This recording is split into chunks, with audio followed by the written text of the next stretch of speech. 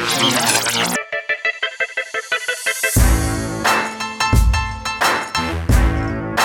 listening to PDR Tool Talk, all about PDR stories, tools, and techniques.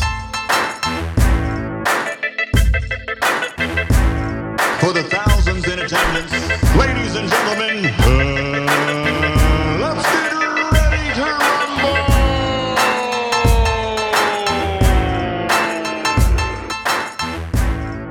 Hey, what's up, everybody? Glad to be back along with Daniel Grom, Vince D'Alessandro. John's taking the night off, as we can understand. He's worked his butt off through all the big events going, and now it's holiday time, and we are getting right into the holidays, man. Christmas is coming right around the corner. So is MTE. So, what's going on, guys? How you guys been? Hey, Mikey. Hey, Daniel. Hey, Vince. Vince is attempting to grow a beard, Mike. Do you see that? I do. Hey, it doesn't look too shabby. I'm not. I still got to grow. It's growing. I think you could go with the goatee, but Yeah, I call it my summer beard. Summer here or summer there. Yeah, I'm not a hairy person. It'll take me forever to try and grow in a full beard. You know what? It kind of looks like if you take a cat. You ever go camping with cats, and then you throw them into a fire pit and see what they look like? That's now true. You're gonna get all the cat people hating us. Yeah, that's what my beard looks like right now. It's a bunch of empty spots. But when puberty hits, it'll come in. That's what I'm hoping. I got like 3 hairs on my chest now. You see them? I'm a late bloomer. Yeah. There you are. Yeah. So yeah, the are holidays. you guys thinking about MTE yet? I am. Yeah, I am. I know you are, because you're going to have a booth there, right, Vince? I am. I'm going to be sharing a booth with John. Dent Trainer has a double booth, so John and I will be on one side of it selling our tactical hammers and Magnatech mats, and then Mike will be manning the Dent Trainer booth by himself, right, Mike? Yeah, I'll be there. Yeah. The funny thing is, in the past, for years, Mike and I used to run around MTE and do videos and all this stuff. And I was videoing and Mike was doing all the interviews. And we had a great time, Mike. We're going on a lot of years, like over 10 years going to MTE now. Our first one was 2006, was it not? Something like that. I think it might have been, yeah, in Clearwater, right? I think we missed one. 1 year. I think we always talked about missing one, but I'm not sure if we actually missed one. Well, it's been 11 years, so yeah. I just give you guys a heads up. The tool manufacturers, we're going to do a little different. So I'm going to go around and snoop around and get my own little video footage, but I'm not doing booth to booth interviews this year. Now, if you're more than welcome to come to my booth, Dent Trainer. And if you want to, hey Mike, let's put this on. Dude, I'm all about it. I'm gonna do wing it. I don't know what I'm gonna do, but I might do a live video feed through my YouTube channel, which I think is going to probably be more beneficial because it'll stay on there. And then I have a lot of subscribers there, so if you're interested in getting your tool out there and you want to showcase it, and you're one of the people out there, not the suitcase people, but one of the guys who are actually paid for their booth, and then they have a tool, come on over to Dent Trainer. We'll arrange to come over there and show your tool, and I'll live broadcast it on YouTube on my channel. So, and it'll stay there. So yeah, you guys, that's awesome, Mike. And last couple of years, myself and Daniel ran around and did what you and I used to do, and doing interviews, and that was a lot of fun and educational for a lot of people as well. This year's going to be a little bit different, like on a personal level, because 2 of us that are here right now are going to have our families with us. Daniel, he gets another free ride for another year possibly, but myself and Mike, we got our wives and kiddos coming. your wife isn't coming, Daniel, at all for like the weekend? Nothing? No, I was the only smart one.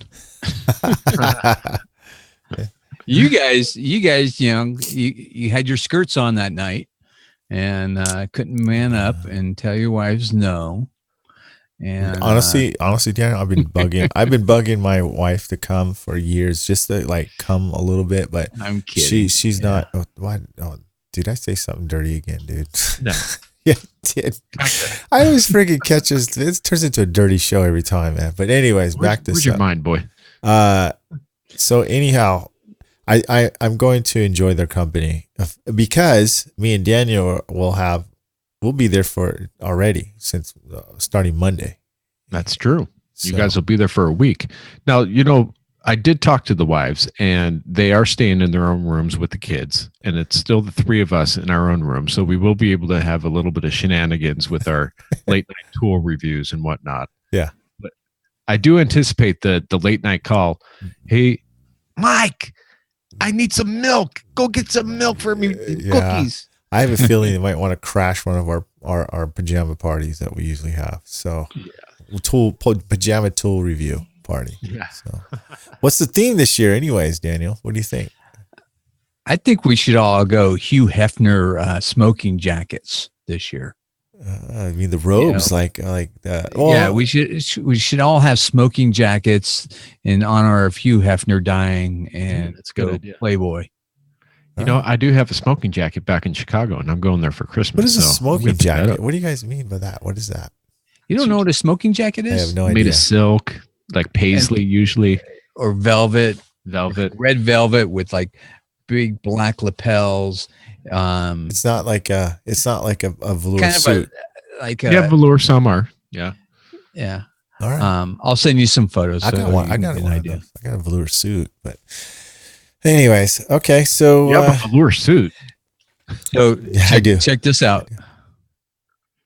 Oh, snap! Where'd you get that? So I'm official this year. Press. Nicholas. I got a press pass. You're trying to get Huh? through there.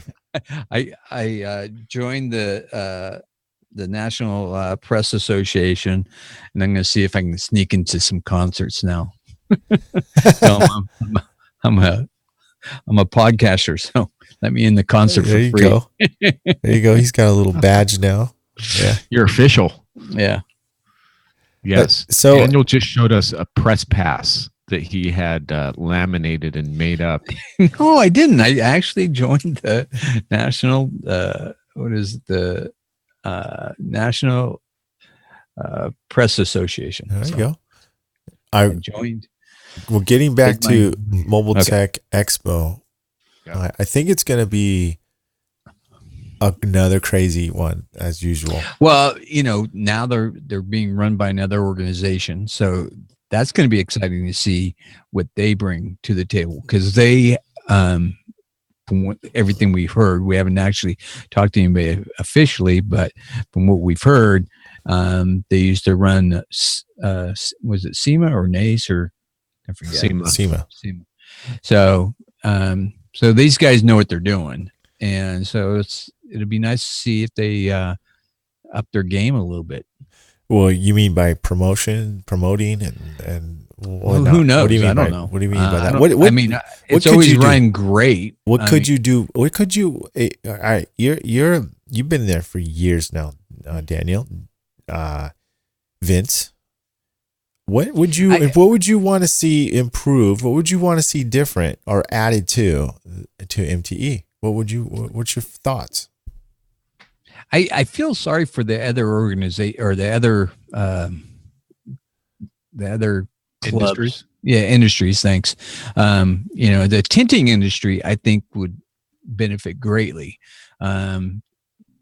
because they have their own seminar that they go to, and they have their own tinting contest, and it'd be great if it was part of ours and not just a separate thing. So I'd like to see the other organizations get a little bit bigger piece of pie, because we do take it over. I mean, no doubt. Well, you got to remember when me and Vince were there at that first day. It was mainly I would say more detailing and window tint at the time. Yeah, absolutely.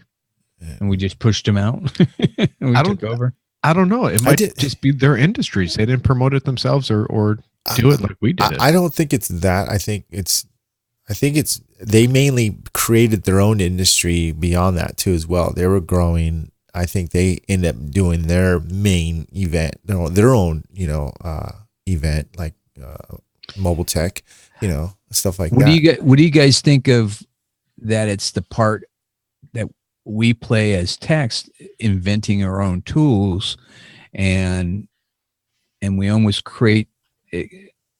It almost creates their own snowball effect, basically. Oh, absolutely. I mean, look how many guys that were just techs going to Mobile Tech Expo, and now they all have booths. There's probably 5 or 6 guys I can think of that now have booths and are selling some sort of product. And what other industries like that? There is nobody like that. Yeah. You know what I don't see?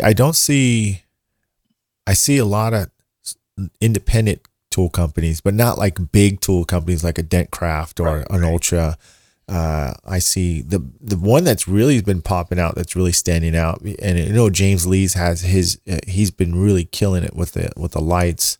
Carl Stuckey's always been there, but I have to say, Todd from Carbon Tech, man, he's really stepped up on just the type, and not just the tools he has, but the quality in his tools that he's put out there.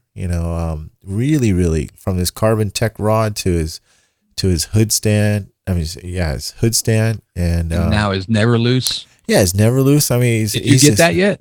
Did you get that? I haven't got that yet. No, I haven't. No, I haven't gotten it yet. But he mentioned he's sending them over here. Yeah. But I'm just saying it's a lot of individual companies, but you know what? And they can get with, that's what's good about them, is that you could still be a good startup company and create 1 or 2 good ideas and have them basically sold through other manufacturers like Ultra or Dentcraft or A1 Anson. or something. Yeah, Anson. Yeah. I don't know why I forgot them, but and if you think about it, even the big tool companies, not the big ones like Ultra and Dentcraft, but Pro PDR Solutions, Ike, all those guys, they were technicians. You know what I mean? Yeah. They weren't there 12 years ago. Yeah. Right. And now they're big companies.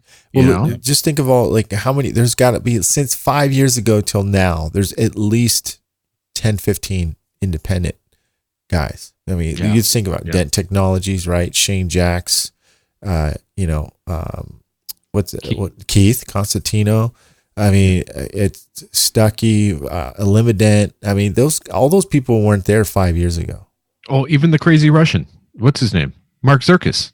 Yeah. He was just a business owner technician, and now he has booths there. He's got Dent Tools USA warehouse in Colorado. Yeah. So everybody is just, I mean, you're right. It's definitely grown, but I'm asking you guys, what would you like to see? What do you think it would improve MTE as a whole? Any idea? I think what I've noticed is that there's a little bit of a lack of attendance in a lot of the shows, or not the shows, but the seminars themselves. Uh-huh. I think a lot of people are going to MTE for A, tools, and B, camaraderie and the social aspect of it. Now, there's some of those things are sold out. I mean, I've walked in some of those rooms and they're packed. It depends on the subject, and to be honest with you, there's so many breakout sessions for different subjects, and it's sometimes hard to organize. The one thing I'd like to see from them is them to put out that information early, so you can plan a little bit more head time. Yeah, I think that's right. Really figure out what you want to do, but then you get there and you're like, I want to go see this and this, and then Vince will go, I want to see that. Oh, why do you want to see that? Oh, yeah, I guess I want to see that, but that's at the same time as this. So it gets a little bit hard to see everything. But that's what's great about going back every year. You'll catch the next time around. I would like to see, like, if they could do it, MTE Mobile Tech Expos, record and have a mic to every presenter and record it, and then they could sell it down the line to people that missed the courses, or maybe if they want to buy online or something like that. That's a great idea. That they could actually see the workshops, later on. I'm not saying give it for free, but definitely not. But you could purchase it. So it's almost Watch like you it. They could be might there. put you in charge of that, Mike. Not gonna happen, man. I can crazy busy. I'm just giving some ideas. I mean, if I was running the show, that's probably what I would have. That's what I would definitely. One of the things I would have. I'm basically pretty happy the way it's been the last few No years. doubt, no doubt. Yeah. I'm just looking for. And this venue, I improvements. think, is excellent. So, It is our favorite venue out of all of them lately. yeah. Although I still think Clearwater days were better. They were fun. They were fun. So I like I'm them. not sure if they'll ever get back over there, but the atmosphere, it's a little bit more adult friendly than Orlando. Orlando's very family friendly. Yeah. But I think as an adult, we had a better social time at night around the Clearwater area, and Tampa was close by and stuff like that too. But then again, we're older, and we're not wild and crazy like we used to be. What you talking about, man? I don't know. That's okay. What you talking about, Willis? Anyways, but going back to giving, and I want to give Kevin Halewood a round of applause for his hard ass work that him and his team, including wife, his daughter. Yep. They made it happen. They kick ass. They did. And talk about some really nice people too. So thank you, Yeah. Kevin. If you're listening out there, continued success no matter what you do, and you deserved And good health too. Yep. So anyways, moving on. What's the subject here? So I kind of wanted to talk to you. I want to interview you, Mike, now that you've had a shop almost a year now. It's coming up to a year. Uh-huh. And I see more and more guys wanting to get a shop and talk.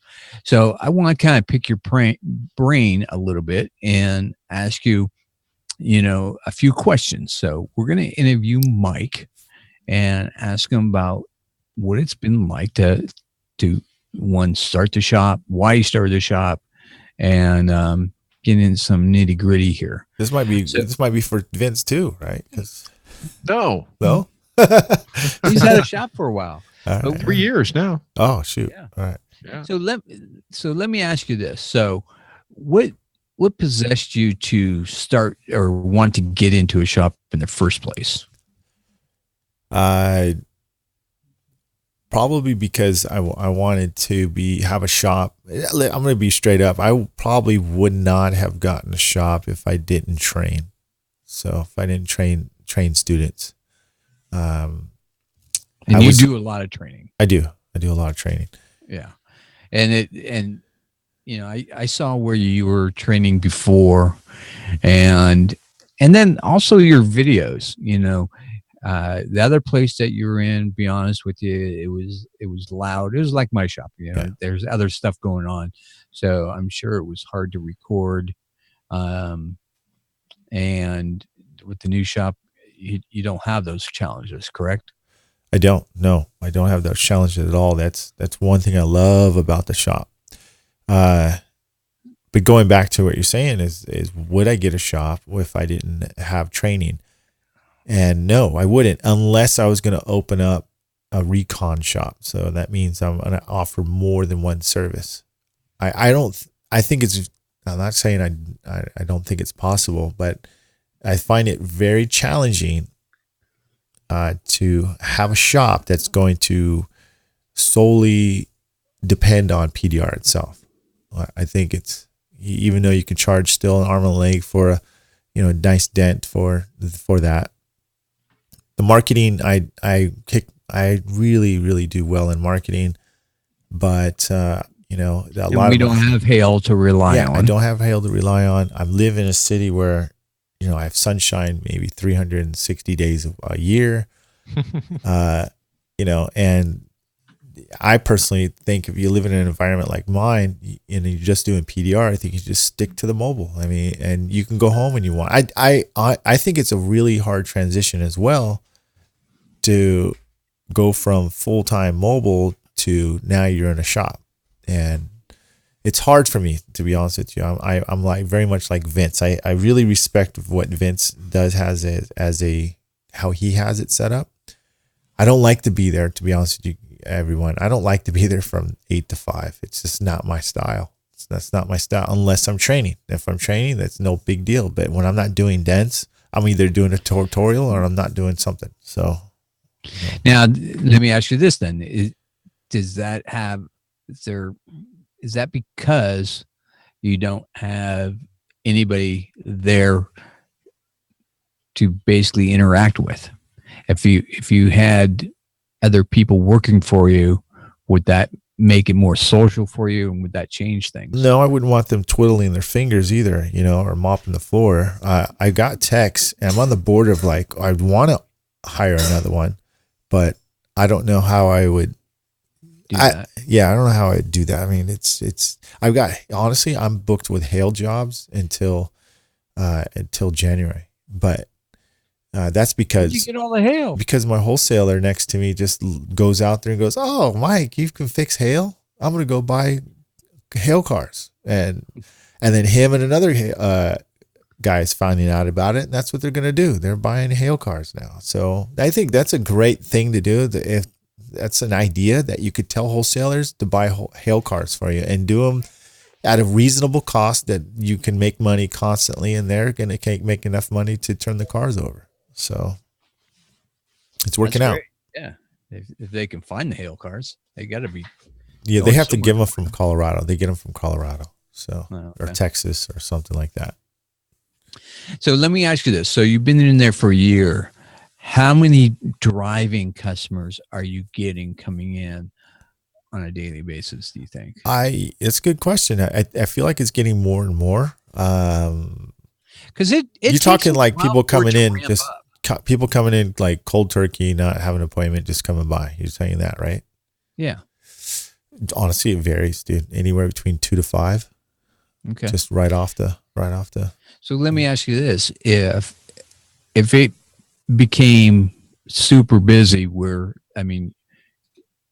you were able to book yourself out 8 cars a day for 2 weeks out, would you give up the training? No, hell no. You like the training? I do. I like it. I like it. I like it a lot. I think that's what's very important about, what I do too. It's like, it's just like what you guys do, you love what you do. It's like, honestly, seriously, if you said you could retire right now, I don't think I could personally. I would go nuts.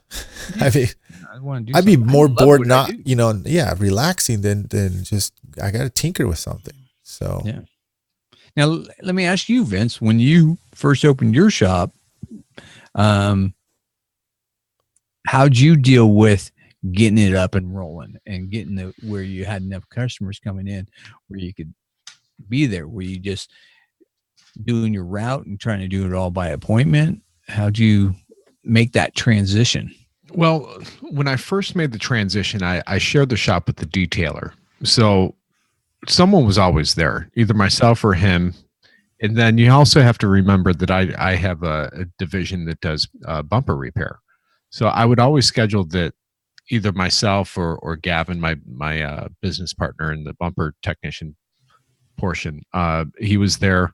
Or if neither of us were there and out mobile, the detailer was there. So it always looked like a presence of someone being there. And the detailer that I had always worked on high-end cars. So it always looked nice having, there was always a Ferrari or a Bentley or Maserati or some type of high-end car in there. And so that's how I worked it out. Once I was there for about 18 months, that's when I kicked out my detailer, because it took about 18 months to grow the business enough that I was self-sustaining at the shop, that I could get him out. Plus, he was a pain in the ass. He was a child. It was really hard dealing with him. And to be honest with you, we both grew, and we outgrew the space that we had, and we couldn't share it anymore. So it doesn't happen overnight, and it didn't happen overnight. Absolutely not. Yeah. And before I even got a shop, I had an established customer base. So I have so much repeat customers. It's unbelievable. I'm so blessed with that aspect. And the ones in Orange County around the shop, or maybe I want to say a 18 to 25 mile radius, they don't mind driving to the shop now to get my services. In fact, I get people calling from 100 miles away, coming from 100 miles away, coming from the valley. Same Are you here. serious? You're coming from all the way. You're driving through LA, through Orange County, and driving 100 miles in LA traffic to come to me. Oh, okay, that's fine. I think So. yeah, go ahead, Vince. I'm sorry. Yeah, no, with Mike, it's going to happen. It's going to happen because he's got a bigger name than I do with Dent Time, and we're not just talking the PDR world. We're talking actual customers that pay us to fix dents. Mike, he has a ton of coverage with Dent Time in San Diego. They know him, and people are going to come to him. It's just a matter of time. I think, and Daniel, going back to what you said a long time ago, it's about location. Okay. Now, my area where I'm at, it's more convenient for myself than it is for my customers. Okay. Because Right. I live so close to my house. A nice shop, or where I used to train, isn't in the middle of downtown San Diego anymore. I train right almost in the back of my backyard. Some of you people have already been here for the Mega Literally. Media. So you guys know the area. Daniel, you've been there. Yeah. It's a nice area. It's more like a suburb area. But And you do have freeway exposure. I do have freeway exposure. I know your landlord doesn't let you put sign. He tries not to, but I do it. Yeah. But I know it's going to take time. It's not the most convenient locations for my main customer base in San Diego. I think that's what guys, techs out there need to hear. They need to have a well thought out plan. Either do what me and Vince did, have a detailer. If you can find a detailer, I think it's a perfect marriage. And especially when it's established, but that already has a good head on his shoulders. I mean, I'm extremely lucky with Quinn. He's a great guy, and he's got good customer base, but my shop always looks busy because of him, and that brings in customers. That's important. If you look dead, that doesn't look inviting for people to pull into your shop. Yep. No, I agree. But I think there's certain add-ons that complement a dent removal shop, and that'll always be the case. If you have detailing, that's a good add-on, but you better have the space, because you don't want a detailer crowding in on your area. But there's other add-ons that, if you have a parking lot that my painter, he does wheel repair and he does bumper repair, and he'll do small collision repairs. He never is in the shop unless it's raining, and it's never raining in Southern California. So, those add-ons, we get a lot of walk-ins for wheel repair. We get a lot of people calling for headlight restoration. If I'm not busy, I'll jump on it and I'll do a headlight restoration. It's not a big deal to me. I'll sand out a headlight and have it coated and out the door. Things like that. The simple things that I could do that's not going to impede on me running the day-to-day operations of dent removal and booking appointments and stuff like that. But I do have to say, once you start adding things on, they decrease your PDR revenue. You're busy booking appointments for headlight restoration. Yeah, really. And you're booking appointments for wheel repair and this and that. So you're absolutely right, Mike. If I was just a PDR guy by myself, I would not be in a shop. I wouldn't do it. Yeah.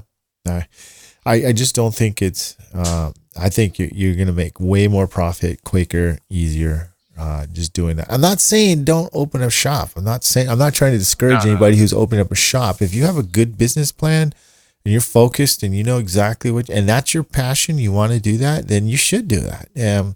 I think Daniel, I'm going to agree with Daniel. You got to make sure you're in a great location, easy for people to find you and get in and out. My shop is really visible right off the freeway, off the off ramp, but it's hard as hell for them to get to me because there's only one way in to get there. You get in there, and if you miss that that driveway, bam, you have to go make a U-turn. There's traffic everywhere. It's and I know probably half the people who leave. They're just hell with it. I'll just do it later. I'll text them later. When you say great location, I think the thing that people have to realize is just not about exposure. I mean, exposure is great, But I can't tell you, being next to a big box store, how important that is, because hopefully you're getting a lot of those 1 hour repairs, hour and a half repairs, or 2 hour repair. But if that customer can walk next door, and like right now, what I push, I tell everybody that calls and tries to book appointment, I go, hey, we're right next to Cottingtown Mall. You can go over there, kill two birds with one stone, do your Christmas shopping. By the time you come back, your car's all fixed and ready to go, and you've got your Christmas shopping done. Yeah. Yep. And that's huge. Or Starbucks or something, something that they can go and hang out. Or if you have a big enough, office area, make that as comfortable as possible. Free coffee, TV, free internet. Uber rides. If I had more space, I'd have little cubicle offices for everybody to just set up shop and start doing business. See, and I'm in the middle of a warehouse district. I'm literally a block away from the freeway, but you have to go to the next exit to get to it, to get off and come back around. So it's a little bit of a pain, but it's not like a deal killer because it's close enough to the freeway that I give a good appearance. But I rely on Uber and Lyft. I'd say if anything is over a couple hours, people are jumping in Lyft and Uber. I got 3 malls right around me. There's really nothing walking distance. There's a hamburger joint. Actually, right across the street is a weed place, but I tell them it's the back store of weed places. You should go check it out. Yeah. Now, let me ask you this: do you ever pay for a customer's Uber, like one way or something like that? Well, I will if it's like a huge bill, but it's got to be like over $1,000 or something. I'll pick freaking. Oh, I'm not gonna pay. I'm not gonna pay that $8 ride. Pay that $8. That's going too far. Dude. Going too far. You know me, guys. Well, I've got a lot of customers. I mention Uber, and they look at me cross-eyed like I don't know how to use it. And honestly, I think a lot of people are afraid and don't know how to use it or have never used it. Really? Never had that before. I never had that. Well, we're in a smaller town. Wait, what are you talking about? San Francisco area, Santa Rosa? They're like the hip of technology out there. There's a lot of, I don't know. I guess I get well, when you see them pull out the flip phone, you know right away that they're not on top of it. That just happened to me today. I had an 80-year-old gentleman dropping off his vehicle for a bumper repair, and we're keeping the car for 2 days. And he sat there for 15 minutes trying to figure out how to use Uber. And I'm like, I'll order it for you. I'll just put it on your bill. It was a $900 bill, and I still made him pay for it. Oh. But anyways, he struggled for 15 minutes doing it. I go, listen, dude, I'll just put it on mine. Don't worry about it, and we'll bill you later. We do. Here's this, Vince. We do free Uber calls. Yes, I said free Uber call. I said call. I said call, damn it. Freaking Vince, dude. What would I do? Would I do anything different as far as my see, I'm asking myself my own question, right? Yeah, well, that's actually my next question. All right, go ahead. Let me ask you this: were you surprised at anything in particular? Something expense wise? Were you something that you maybe kind of tripped you up a little bit, or was there anything that you weren't prepared for or anything like that? Or did you go in there pretty good? I would say it's more my landlord. My landlord really kind of, I think if you're going to get a shop, you got to make sure everything is like, don't assume anything. Make sure, read your contract really, really well. If you don't really quite understand it, have your lawyer look at it just really quick and ask you. You can actually hire a commercial real estate agent. To represent you and help you. Yeah, but my main thing is make sure that whatever you're thinking and you might possibly do, have them make sure it's okay before you sign the lease. Because here's my big thing. I wasn't allowed to put any advertising up on my windows. I couldn't put any signs out there. I could barely put like my normal regular sign. And I was like blown away. I was like, what are you talking about? This is a retail location, not a warehouse. I'm not selling soap in boxes behind here. You know, I've got to get customers coming to my shop. So, we had a kind of a big disagreement about that, but I ended up just doing it. You do have all your windows all. I did. I said, hell with it. I'm doing it. What are you going to do? You know, why are you trying to keep, you know, if my success is part of your success, that's what I told him. And he never argued back with that. So, but let me ask you this. Has he made a comment after he's seen it up? No, that's what I told you. I said, I've said But do you think that's because it's so professional? It is. And he was probably worried about the people that were unprofessional and just putting up decals. Yeah. He thought it was going to look, in his words, his quote, unquote, quote, Tijuana, unquote. Tijuana. He says he didn't want it to look Tijuana. So I was like, look, dude, I don't do anything Tijuana. So, but anyways, long story. That was another thing. But I would say definitely make sure that you have all your ducks in line. Don't assume anything when you go into a contract. If it's not on there, put it on there. Make sure it's you guys get an agreement for that. What else, Daniel? So,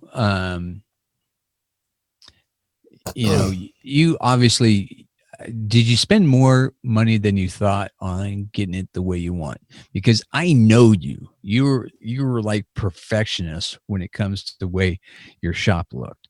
And I know that probably takes over in common sense. I mean, you have your wife holding the purse strings probably a little bit, but did you spend more than you thought in getting it the way you want? You know what? A good question, but no, I actually did pretty good, man. I was being a Vinny in there. You know, I used the couch that I already had from my house, so that was easy. I spent a little bit more on the decals, but I knew I would do that. You know, like the outside. But I knew that was a necessity. I knew that there was a little budget for that. So I think if you're well prepared about what you can vision, the more visual you are about how you want your shop to be, I think the more prepared financially you're going to be going into it. Now, if you're trying to do like, oh, I see that, I want what Mike Toledo did, or what Daniel Grom did, or what John Hiley did, or something like that, and you're not prepared for it, and then all of a sudden you go and have an estimate, and you're like, oh man, it's going to cost me an extra $1,500 or $3,000. You know what I did? Happens. I got a poster board. And I started cutting out pictures and magazines of stuff that I saw that I like, you know, like a toolbox or the flooring or whatever. And I started cutting it all out. And so I got a visual picture of what I wanted. And then over on this, I made a column of what each of those cost. Yeah. And I choked a little bit and I was like, okay, now let me look for something that's like that, but maybe a little bit cheaper. And until I got down to a budget, and that helped me out a lot. Yeah, I think I couldn't agree more, man. A budget is definitely a must. Otherwise, you're spending money, and sometimes you're spending money double on things that you go, man, I shouldn't have bought that. I should have bought this. So, I'll tell you what, and I've said it before in the past. It was a tech tip of mine.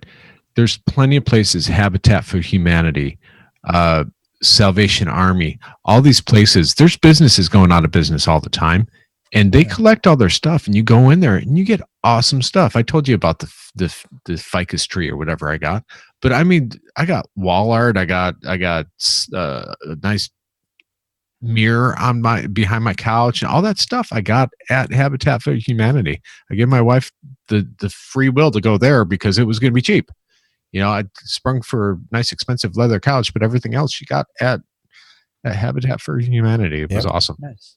Yeah. Good deal. And it's good stuff. I mean, it's stuff that was in like steel case chairs.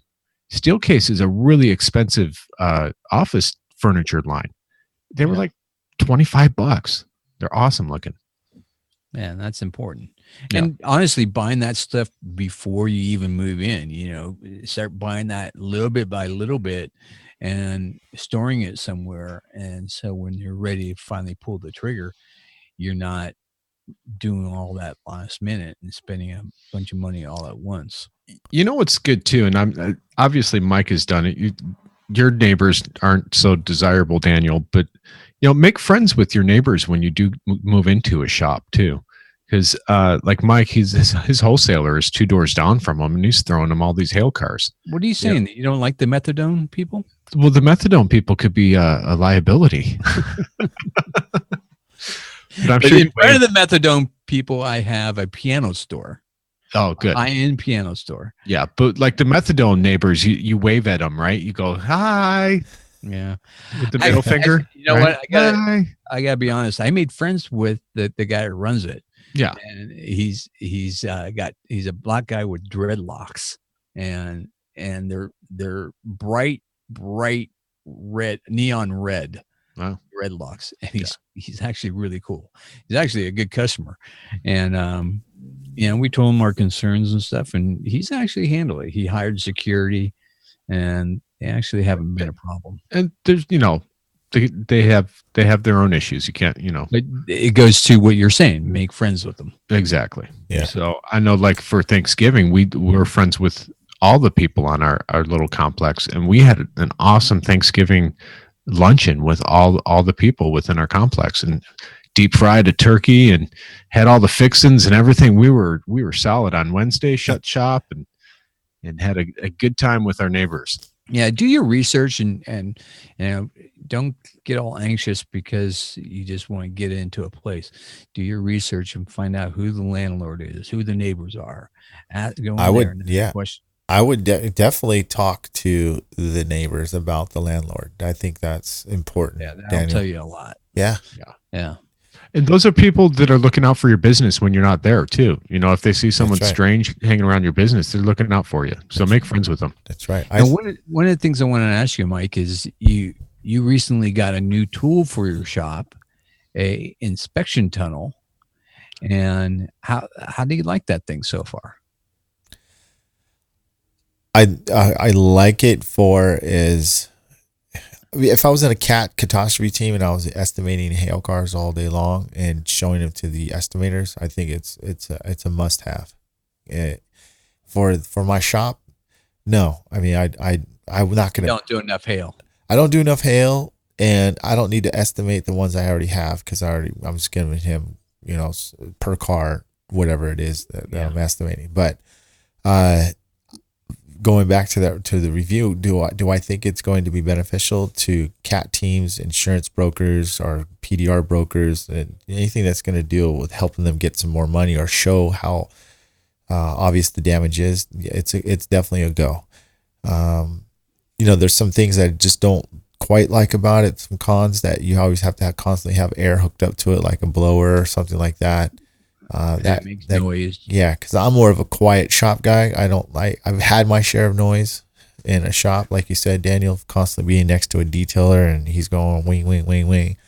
It's just not my cup of tea, but I think, and it's portable. It's easy. It's actually way easier than I thought to pack it and put it away. So it wasn't too bad. But it's truly an inspection tunnel. It's not something you'd use to work with. No. Okay. No. But I'm doing a review later on it, and I think, like I said, it's definitely has its niche for the right industry. And one of the other things you have is that flooring that you put down, and it looks really, really nice in your shop. Who makes that? Swiss Tracks. Tracks. Yeah, it's probably the best thing I bought in my shop so far. So you're still liking it. You like it and love it. I love it. And the customers love it because when their car's on it, it feels like their car's special. It almost feels like, we're going to put it on the pad, blah, blah, blah. And they're taking pictures of the car. It just enhances the car. Especially if you have a really nice high-end car coming in, it's on the pad. I mean, it just really gives the wow factor to the repair and to the customer. Would you have changed the color because one color gets dirtier than the other? Would you change any of that? No, because I love my color theme. It's my colors in the shop. So no, and it's easy to mop. So I just mop it and clean it, and it's good. So He mops it every 5 minutes, you know. He's always out there mopping. Yeah, we know. We were there watching him mop. And then we walked on it, and he's like, "Oh, what'd you do? You got my floor dirty. Can't walk on it." And it's very hot. It's very durable. I just wouldn't take a jack and try to lift a car up on it because you are going to dent the tracks. So. Oh man, I was showing someone the doodah and how strong it was, and I whacked it on the tracks, and Mike nearly took my head off. I thought he was going to grab the Carbon Tech rod and just go. So you can't use a jack on, huh? No, you can't. You'll leave indentations in the tracks because you got so much pressure going down on it. So that's too bad. But other than that, I mean, I'm happy with that. Here's the deal too with the overall, so we can move on to whatever we're going to do. But I think if you're going to have a shop, you're going to need at least 2 years to really think and to make that work. I feel like I'm just starting to scratch the surface with my shop right now. However, now I'm going to, not be so critical, but I haven't really been able to honestly promote the shop as much as I want. I've trained all year up till now because I'm now having a break, but I have not been able to really concentrate on my shop. So it's because when I train, I'm not doing other things. I'm not sitting there, watching a movie, or I'm with the students training. So what are you shaking your head for, Vince? You think I'm lying? Because I'm sure there's people out there that train like that. All right. In fact, I know there's people out there that train like that. Okay, there's the door. I showed you what to do. And then I'm going to go work and make money on this, and I'll be back in 2 hours to check on you. Yeah. Yeah, I know. I know you guys probably, my head at you. And I know you guys probably think I'm plug-in training. I'm not saying that. I'm just saying I haven't been able to really concentrate. Evil. Yeah, I haven't been able to concentrate on what I needed to do for the shop, and its shop is kind of, taking a back seat while I'm training. But that's why I got the shop. But I also want to create, revenue as far as the retail, and I do. Don't get me wrong. When I come in there, man, that's one thing about, and I think we talked about this before, but the shop is really a good tool to make bigger amounts of tickets for your PDR repairs. I mean, yeah. I can't tell you how much bigger my revenue has been since the price event from Mobile Tech RX. I mean, that tool alone is making me way more money. My average ticket's probably now in the $400 to $600 range. Yeah, I think and it used to be like between the $200 and $350 range. Yeah. Well, did you see that little? I think you did. You showed it to us first, I think, but I got Paul's little quick PDR estimator. Pocket rocket. Yeah, I got it in my pocket right here too. Yeah, I got it right here. There it is. That thing's easy, dude.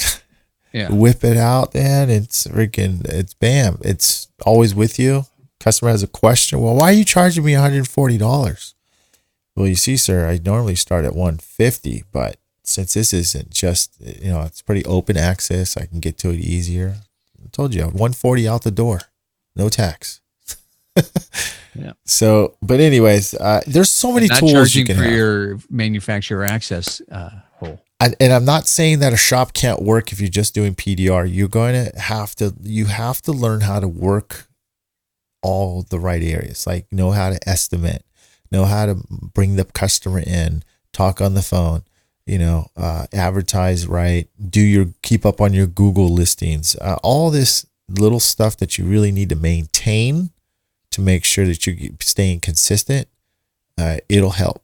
And I wish I could say that for the shop I've been doing, but I haven't. So I haven't really can tell you if it's, how effective it can be or can't. But I know if you're lagging on it, it's definitely going to contribute to if you're not full potential. Yeah, I agree.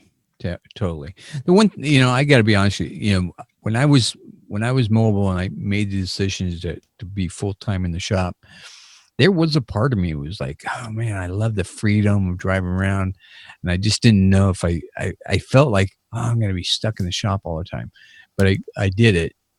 And I think the big difference for me is having my office gal to deal with the customers and doing most of the estimates. And then I get to stay out in the shop and just do my dents all day. And I plug in a good audiobook and get into my work. And I think I just enjoyed that aspect of it. But I also have, the detailer team is here, guys that I can interact with.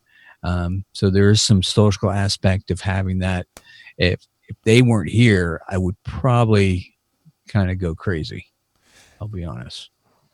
Yeah, it's easy to do that. There's certain times of year, right now is not really the busiest time of year for me. I had 2 cancellations today, which really sucked because I was kind of wondering what I'm going to do, but I have my Magnatech mat, to promote and stuff. I thought you said, yeah, I have a Magnatech mat to talk to.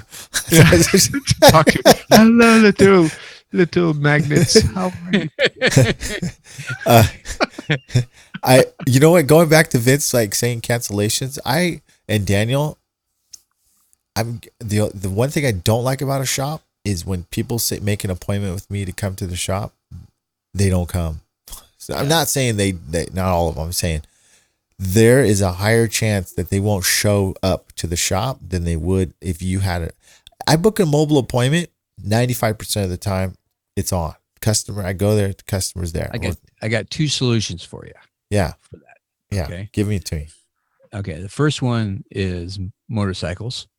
That's a great filler. It fills in all my downtime. But again, you have to build that business up. But I just hit my 30-day mark, and I committed to Square appointment, and I did their 30-day trial, and it's actually really great. Now that I've been doing it for 30 days and I've gotten used to it and I've got it all tweaked exactly the way I want, it's absolutely a must, I think. So it's $30 a month. So it's $1 a day, basically. And it's just a regular calendar. But what you do is you set it up so that emails and text messages are all set up. So the way I have it is the email will email them the day before, and the text message will text them an hour before their appointment. So they get 2 reminders. And I've been doing that for the last 30 days. I have gotten only 2 cancellations last month. And what's also great about it, when they get the email or text message, they can cancel right from the app, or that message, so they can cancel it. So I got a lot more notice when they did cancel, and then those people recommitted and connected again. So yeah, that's great. Square really is, it's a good tool. It's $30 a month. I was being a Vince on it. Sure. I didn't want to spend the $30 a month, but I'm glad I'm doing it now. Well, I'll tell you what, Google Calendar just updated their calendar, and I think I haven't gone through the whole thing, but I believe that's what you're telling me. But I mean, like within the last week, it updated it. There's a new layout to Google Calendar. Oh yeah, yeah. So you have to from the desktop. If you go to the desktop and select the new calendar, it's very similar to what you're describing. I haven't messed around with it enough to figure it out just yet, though. But now you tell me. No. I just found out. I literally just switched over my calendar today to it. Okay, I'll check it out. So, well, okay. I think this was a great little mishmash of MTE and shop talk. So yeah. I think we're going to wrap it up here. Does anyone have any tech tips that they'd like to share? Come on, before we close? That's silly. I always have a tech tip. Yeah, I got one too. Okay, you go, Mike. Okay. Time for PDR tech tips. Okay, yeah, because I'm pretty much almost gonna raw dog this again. So we're gonna throw this out there because this is the night before. Okay. So if anybody does have a shop, that's including you, Vince, and maybe you're looking for just a quick security that works awesome. Maybe everybody's time.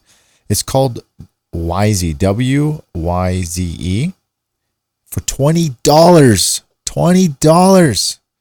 You have a camera you can hook up to your internet at the shop, and it's an app that goes to your phone, and it's got infrared. It's got sound and motion detection.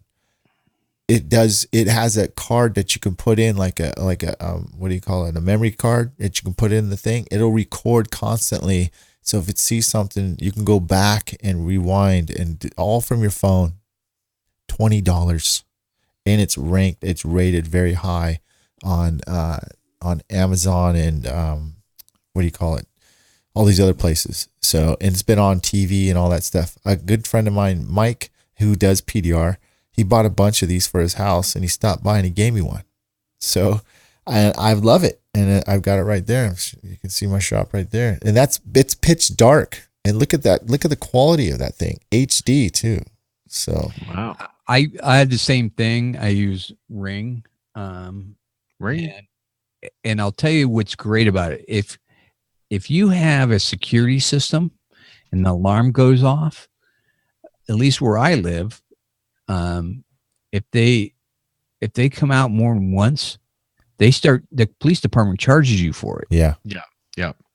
So with that system, with the camera, I've called the police on some homeless guys a couple times, and all you do is tell the police, hey, there's a suspicious character doing something suspicious around my shop. Can you guys go check it out? And they do that for free. So it doesn't cost you anything, and it's way better security system, in my opinion. Yeah. Well, I'm just telling you that you don't have to sign up with anything for that one. That's just like if you have something, you want something set up inside the shop. You know what I mean? So, right. Yeah, that's great. I actually just give the hookers down the street like $50 and say, hey, that works too. Take a look out for my shop. They use the back, which is fine as long as they clean up after themselves. There's a, prophylactic every once in a while on the ground, but yeah, you got that going for you. Yeah. All right, Daniel, what's your tech tip? Actually, this is kind of for the new guys out there. And it came into play twice today. I had two cars. I had a really sharp body line, and the dent was on the top, and it was kind of channeling on me. And I had to have a pretty sharp tool, and I was doing slow pushes, and it just wasn't really moving the metal. And I'm sure you guys do this. And then I also had an aluminum panel, and you're doing slow pushes, but it's not really moving the metal that much. And what I do is do a sharp little jerky type of motion where you really kind of push fast, and you'll be able to get those low spots up a lot better, a lot faster if you do it a quick little like just jerk motion and move that metal super fast.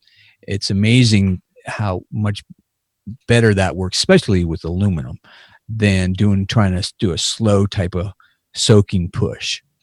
Make sense? Yeah. Yeah. That's for the new guys out there. That's awesome. Well, Mikey, do you want to take it to the end here? Wrap her up? We're done. That's it. The show is over. Another one in the can. Yeah. Yes. Well, it was good. It was good. It was a good come off right off the bat show after the little break we had. So yeah. All right, guys, we're out of here. Don't forget to level up your tools. And join the revolution. Boy, Vince, that was a good one, man. Do it again. And join the revolution. All right. Take care, fellas. And let me do it one more time. All right. Go ahead. One more time. For the road.